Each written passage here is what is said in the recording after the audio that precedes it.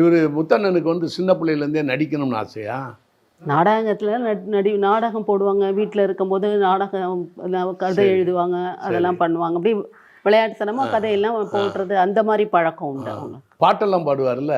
அது சின்ன வயசுல இது அந்த பழக்கம். அந்த இதெல்லாம் ஏன்னா அதில் ஜீனில் வந்திருக்கும்ல. ஆமாம், அப்பா வந்து நாடகத்துக்கு வந்ததுங்கிறது வந்து 7 வயசுலேயே நாடகத்துக்கு வந்துட்டாங்க. ஆமாம். அந்த காலத்துல எல்லாம் பாடிக்கிட்டே நடிக்கிற பழக்கம் இருந்தது இல்லையா? அப்போ 40 பாடல்ல அதில் 30 பாடல் அப்பா பாடிடுவாங்க. தியாகராஜ பகதூருக்கு குருவா இருந்திருக்காங்க. ஓ, தியாகராஜ பகதூருக்கு. ஆமாம், 3 வருஷம் குருவா இருந்தாங்க. அப்போ ஜி ராமநாத ஐயர்லாம் ரொம்ப மரியாதை ரொம்ப நிறைய படங்கள்ல ஜி ராமநாத ஐயர் மியூசிக் தான் இருக்கும். ஓஹோ, இந்த ட்ரெமுலோ அப்படின்னு வாய்ஸுக்கு பேருன்னு சொல்லி ஆங்கிலத்தில் சொன்னாரு. அப்பாவோட பாட்டை வந்து மலேசியா வாசன், இளையராஜா, பி சுசலா சேர்ந்து ஒரு பாடியிருக்காங்க. அந்த பாட்டெல்லாம் இருக்கு. Greens traditional face wash use பண்ணு. இது நமக்கு தரும் பிரைட் அண்ட் க்ளோயிங் ஸ்கின் நேச்சுரலா. Greens traditional face wash.